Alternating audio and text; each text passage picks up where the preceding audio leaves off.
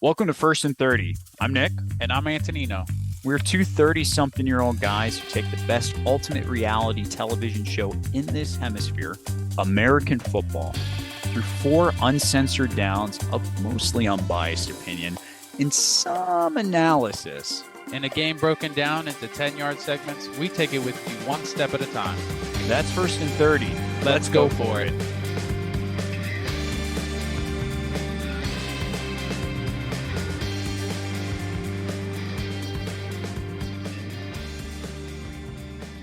Hello and welcome to the First and 30 podcast, episode 14. It not only is it the end of the season for the NFL, but it is the end of our first inaugural season, Antonino. This is it. We've rounded home plate. We've gone one full season under our belt 14 weeks later. Who would have guessed it? What's the vibe on your end, man, now that we're here? Man, I'm pretty proud of us. I'm proud of us. Look at us. Who would have thought? I know. I honestly didn't think we would be into this 14 weeks later and having the large following that we have of, oh my gosh, thousands of listeners that keep growing every month.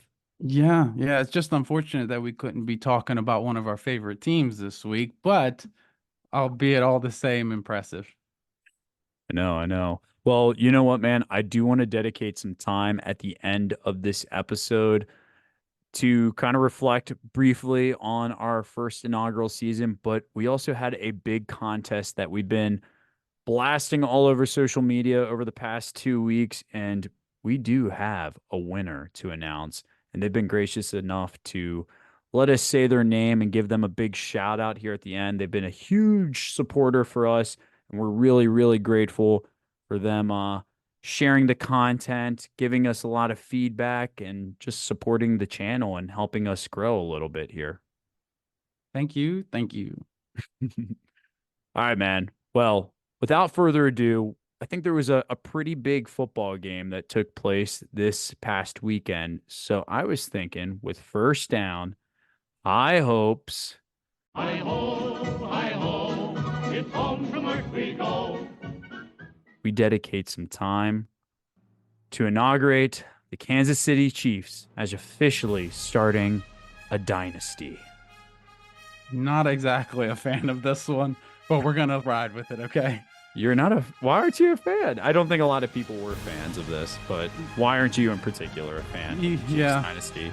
I'm crying on the inside, for personal reasons, being that they came out of the AFC. But, you have to give credit where credit's due. They got 3 in 5 years. That's pretty impressive. Who would have thought it too, man? There was so much tabloids, so much going on at the beginning of this, or in the middle of this season. The Chiefs just did not look like the Chiefs. But leading the league in drop passes, the offense looking like it was spinning on wheels, but the defense keeping them in games. I was kind of excited because I thought they were going to be a one and done in the playoffs, but who are we to doubt Andy Reid, Patrick Mahomes, and all these guys? They found a way. Yeah, that's it. Andy, get your hands off my nuggies. Reid does it yet again. All this guy does is win. Like with the Philadelphia Eagles, he was knocking on the doorstep every freaking year, and they booed him out of town. Typical Philadelphia, they got him out of town. But look at all the success he's having now. Props to him. You got to have a legendary coach to have a dynasty. And I think that this proves that, Bill Belichick, but Andy Reid should be right up there on the Mount Rushmore of coaches. Well, everybody's going to have all these comparisons now between Reid, Patrick Mahomes, who we'll talk about a little bit later, but where this dynasty too stacks up with other dynasties, because now we officially have a new reigning dynasty.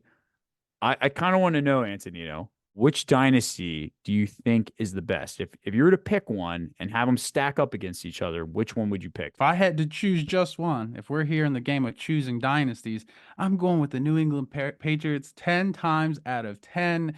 They just won every year. Like that division. I feel bad for the Dolphins and the Bills. Just every year, you had no hope coming out of there. So they had a weak division too, but come on. Yeah, the Patriots were great. The Tom Brady, what he did for New England, Belichick, we'll never see that again. Even though Patrick Mahomes is only 28, I believe, and he has a chance to maybe accumulate more trophies, more Super Bowl trophies than Tom Brady, but Tom Brady will always be my GOAT. No, I'm surprised you didn't go with Joe Burrow as your GOAT. Come back to me in 5 to 10 years, and we'll revisit this Yeah, we'll see. on episode 200. Or no, maybe even like 2000 at that point. But There, yeah. yeah, hopefully for him. Mhm. I I think I'd pick Dallas just because Ooh. I'm biased though. That's the only reason. I mean, those stars were bright though. Troy Aikman, Emmett Smith, Irving. I mean, you had it all down there. Big It, D.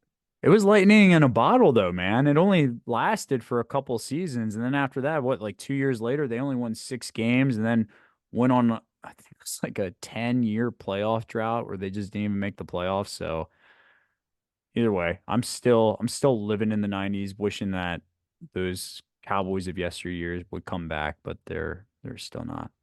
Hey, there's no shame in that, and it's right around the corner. You just never. Next year is always the year, right? As fans, it's always next year. How many more Super Bowls will Patrick Mahomes win? Like, how far do they take this dynasty? That's my question for you. And I hate to say it, but they're who's going to compete with them right now? Like here's this Chiefs team, which could we say this was probably their least talented offense in all of Patrick Mahomes' what, 6 seasons in the league, right? Like he didn't really have weapons. Yeah, And hands down. yeah, and they still win a Super Bowl. I mean, Kelsey's probably only got a few years left in the tank, but if the defense is playing the way it's been playing, I don't know. It just never seemed in doubt with him. Like whenever he gets the ball, you feel confident that he's going to execute and make it happen. Yeah, watching the end of that game, and we'll touch on this in fourth down. You just always felt Patrick Mahomes was going to do something. There was always going to be a play to get them back in it, even when they were down 10-zip and 10-3. But like I was saying before, I think a lot of the credit has to go to Andy Reid because Christmas Day, it wasn't that long ago. Christmas Day, they lose to the Oakland Raiders at home in terrible fashion. Like they didn't even That have a was bad. passing yard in the second half. They didn't have a single passing yard, and the Raiders still found a way to beat them in Kansas City. So, point being, it's not how you start the season. It's not how you are midway through the season. It's how you finish. And with Andy Reid and Patrick Mahomes, they always finish on top. It's true.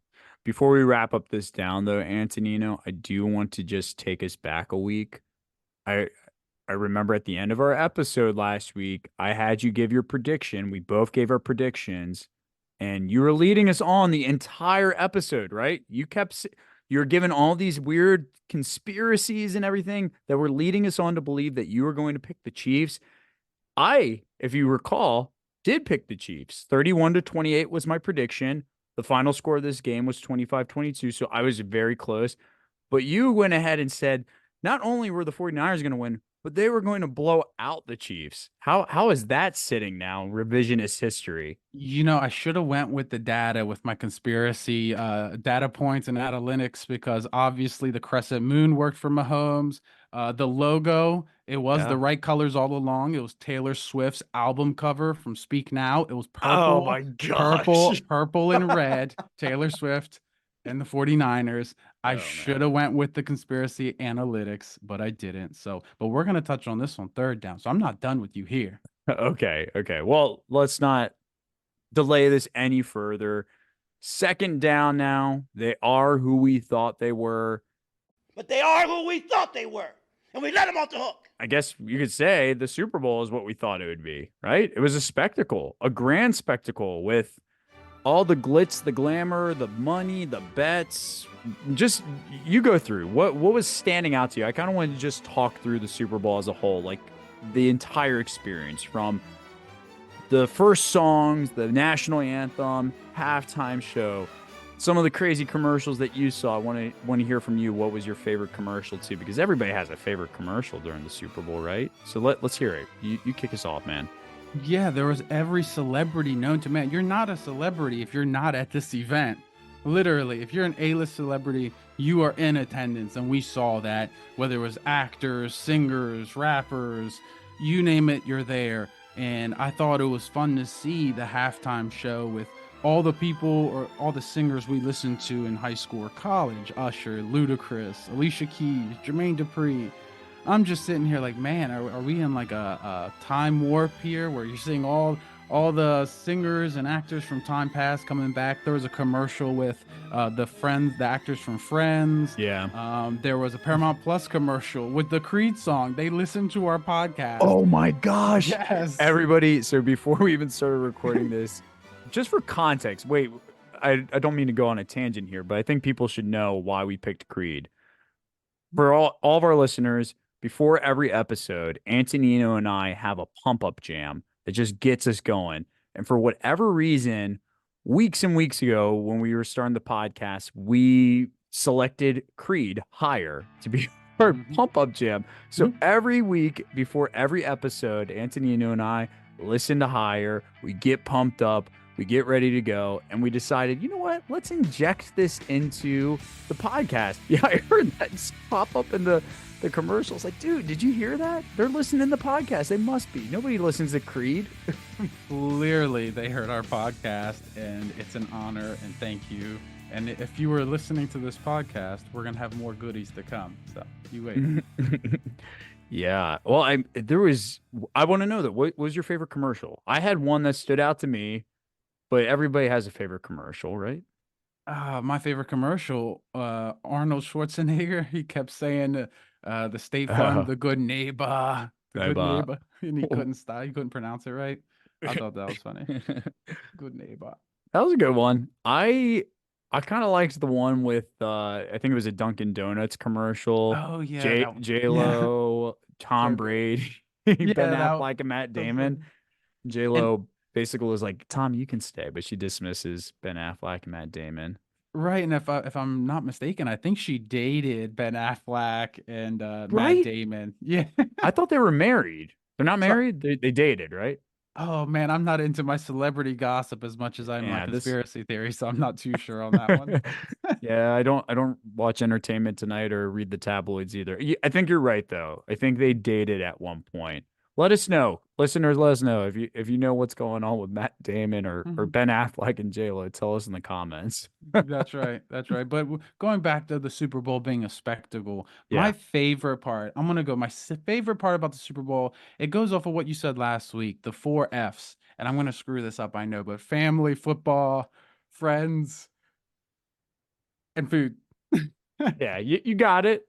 I You got it. stumbled a little, but you got it. So that was my favorite part. I watched this football game with my family and my niece and nephews, and I watched the Nickelodeon presentation of this game. What? Yup. That was a thing. So while everyone was suffering, I mean, listening to Tony Romo during the whole game, I Oh. was listening to a separate presentation with SpongeBob and Patrick. And I listened to it with my teenage niece, Sophia, and Luca, who's younger than 10 years old. So SpongeBob, I'm still a fan of SpongeBob, so it doesn't matter what age. But I just loved it. It made the game fun. No hard feelings who won or lost because I was just enjoying all the sliming that was being done, the Krabby Patties falling from the sky. So definitely, that was a spectacle for me. I think that was my favorite part. That wasn't distracting at all. Like having like green slime just going all over the players. That's a little weird. I loved it. They like slimed the crowd. There was like the characters on the field. You had Dora the Explorer giving instructions for penalties. No way. Yeah, and SpongeBob and Patrick gave the live broadcast with a couple other players. I can't remember the receiver's name. Nate Burleson, doesn't he do those? Yeah, Nate Burleson, Yeah. and then the son of that other famous broadcaster. Man, I'm bad with names right now. He does a lot of basketball, and it's his son. He has such a good voice for radio, but Oh, okay. kind of like you. So oh well, thank you for that. That's like comment right there. So what you're saying is you would prefer the Nickelodeon broadcast of SpongeBob and Patrick over Tony Romo and Al Highly Michaels. recommend. 10 out of 10 would Nance. do it again. Now, if the Bengals were playing, I would think about it. But any other team, it's therapeutic to listen to SpongeBob and Patrick. Well, I'm curious from the listeners too. Give us your feedback. What were your favorite elements of the Super Bowl? Was it the halftime show with Usher? Or was it the commercials? Was it the Nickelodeon broadcast? Give us your opinions. If you don't see it, we do these polls all the time during these episodes. So you can go onto Spotify. There's a poll there. So kind of looking forward to hearing some feedback from people. Yeah, and one last thing before we move to third down, I did see the Cowboys there, actually. No, Hmm? wait. That was Post Malone. He was wearing a Cowboys jacket. I knew I saw the Cowboys in the Super Bowl. All Just Post right, Malone man. wearing the jacket. Okay, my bad. Thought I saw the Cowboys. Hey, at least we saw one of our teams. I didn't see a lick of Bengals anywhere. Ouch. Yeah. Well, Antonino, on that note, third and long, what were you thinking? And I think with the loser of the Super Bowl, we reserve special place for them. Specifically, though, with these 49ers, we're going to put a lot of the onus on Kyle Shanahan. And there was a lot of reports surfacing after this game that some of the 49er players weren't educated or prepped on the overtime rules for the playoffs and were kind of taken aback by some of the differences and nuances. What were you thinking, Shanahan? What were you thinking, Antonino, when you read these reports and heard about this? He needs to officially change his name to Kyle Shamahan because that is unforgivable. Creative. I am stunned. How do you not teach your team the overtime rules in the playoff? Well, it just wasn't for the Super Bowl. It was for the Right. entirety of the playoffs. Yeah. And they interviewed players after the game, and the Kansas City players were well aware. They're like, "Oh yeah, we They had got prepped. two meetings every week." So they were prepped. They were well aware. So the fact that the coach is holding the players back, we've seen this time and time again. Dan Campbell, for instance. But the worst part about all of this is that Kyle Shanahan, again, if you want to blow a lead, this is your guy, ladies and gentlemen. It's him. He's done this before. He's done it in the Super Bowl. He's done it in the playoffs 4 straight times when the Patriots came back from being down 28-3 against the Falcons. Oh yeah. Who was the offensive coordinator for the Falcons? Kyle Shanahan. Shanahan. Yeah. Shanahan. And he did it That again. that's unfortunate. I feel bad for the guy because yes, he had a 10-point lead in this one, right? He had a 10-point lead in the other Super Bowl and then a 25-point lead as the offensive coordinator in the Super Bowl before that.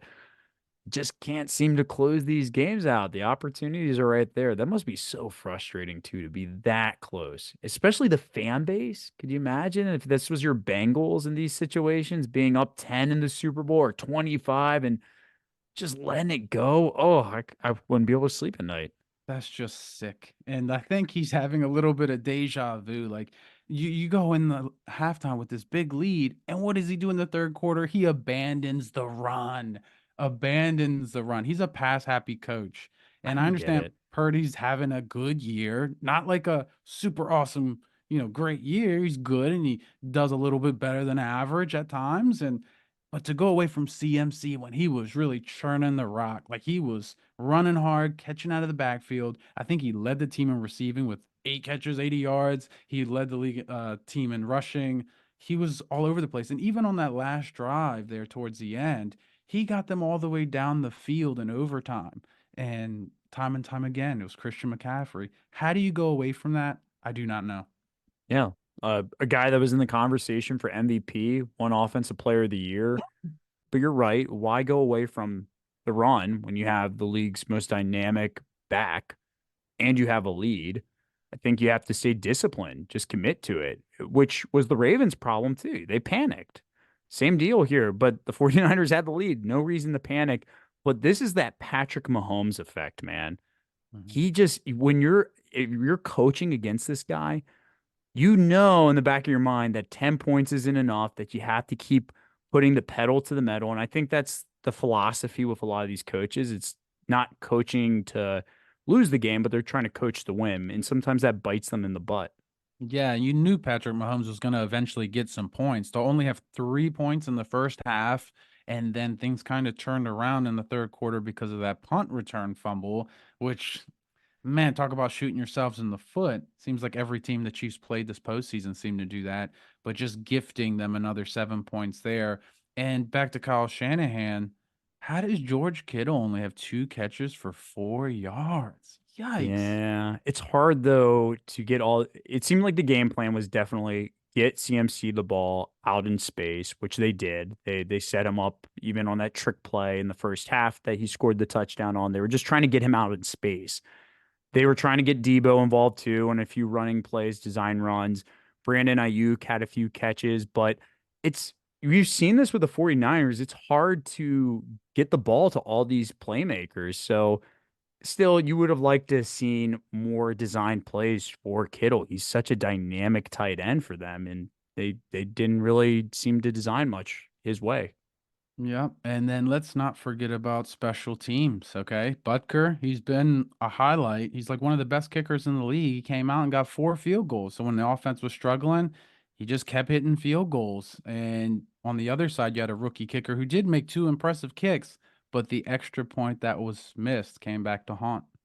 Yeah, and he kicked it low. That's what Mhm. you were watching your Nickelodeon broadcast, but I was watching the grown up channel. And during that broadcast, Jay Feely came on, who was an ex kicker for the Falcons and many other teams, and he alluded that Moody kicked it low. I think he Mm. kicked off the top of his foot, so it was very easy to block. He kind of kicked it low and direct, and that's probably why it got blocked. But yeah, it's a tough day for the 49ers. You know what though, man?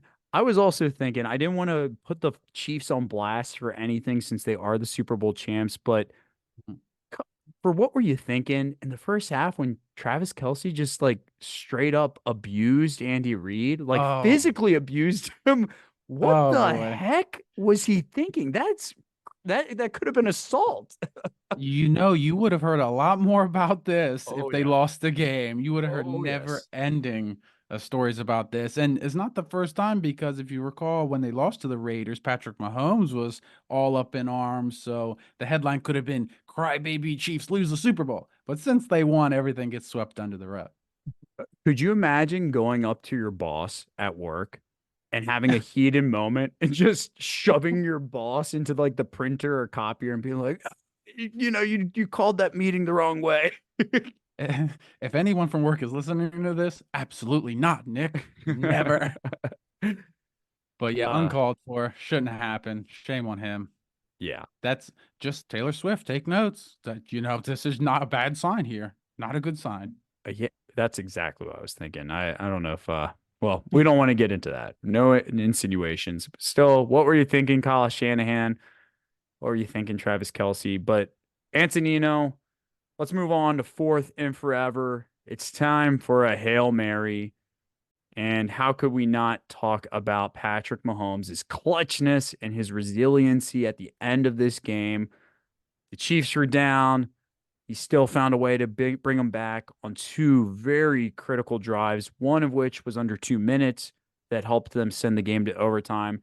The second big drive was in overtime with all the pressure on him after the 49ers went right down the field, got that field goal to take the lead. He just, without a miss in his step, went right back down and scored a touchdown to win it all.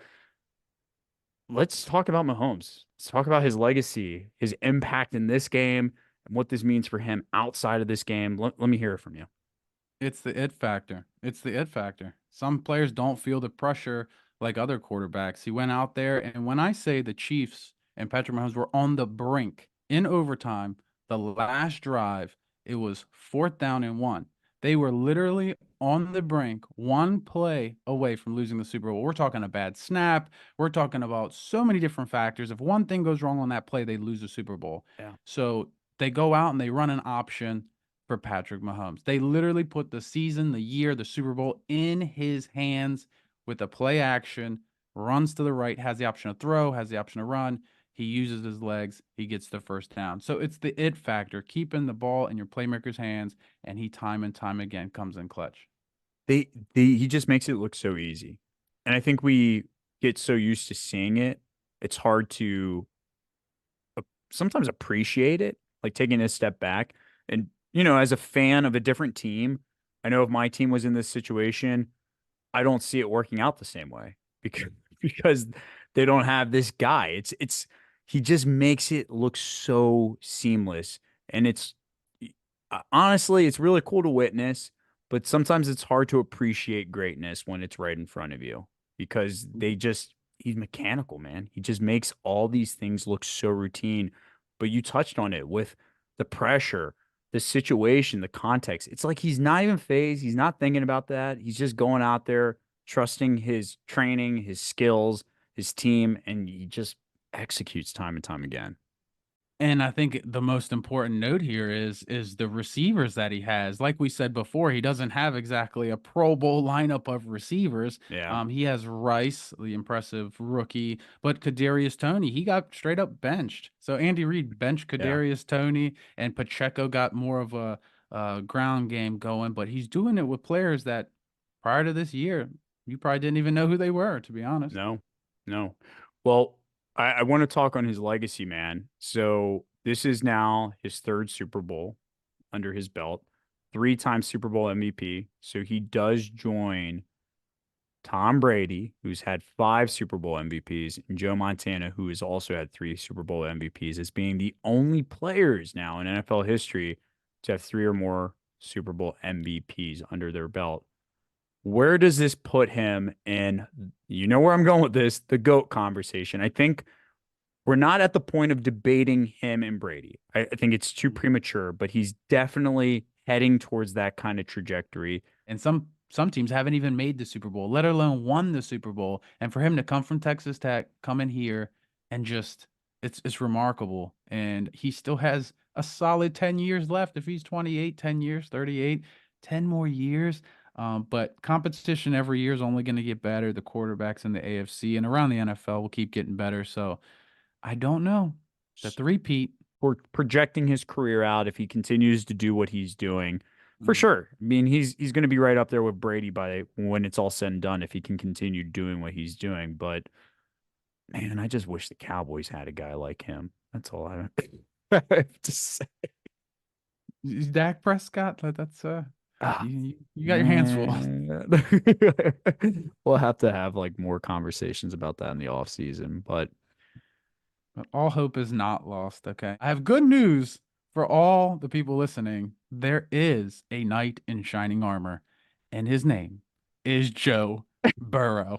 like, The only active quarterback to beat Patrick Mahomes in the playoffs, Joe Burrow. Thank you very much. well, we had to finish off season 1 of the First and 30 podcast with naming Joe Burrow one last time. It wouldn't be First and 30 without a Joe Burrow drop. So glad you could get that in there, Antonino. Yes. Well, man, let's wrap not only this episode up, but let's wrap this season of First and 30 up with a high moment here.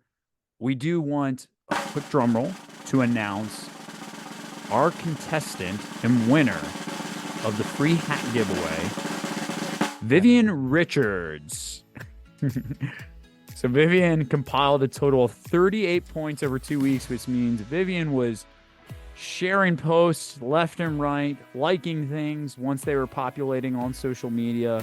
So we do want to give a big thank you to Vivian, who will be awarded a lovely First and 30 beanie, not snowcat beanie, but beanie and hat for the extraordinary efforts. It's not too late for all of you listening, though. We're going to have more giveaways, perhaps in the off season, definitely leading up to the regular season. So you will have your chance to earn one of those fancy hats at some point here in the future. But let's give a round of applause for Vivian and her contributions with the First and 30 podcast. Thank you, Vivian. Yay, Vivian. Now, with that, though, we want to thank all of you for listening to the first inaugural season of First and 30. We hope that you've been enjoying the content, but we have more for you in the off season. So it doesn't stop here. Just because the football season's over doesn't mean that we're finished. We have a lot of exciting content that we're looking forward to chatting about. We have not only the draft and free agency. Antonino, isn't there like another football league that's starting up here soon too? That's right. The UFL starting March 30th. Boys and girls, get your football. That's right. So just because the NFL season's over doesn't mean that we're over. So be on the lookout. More episodes to come. But with that, Antonino, we wrap it up. Thank you for joining us for another episode of First and 30. Till next week, remember, when your number's called, no matter the odds, just go for it.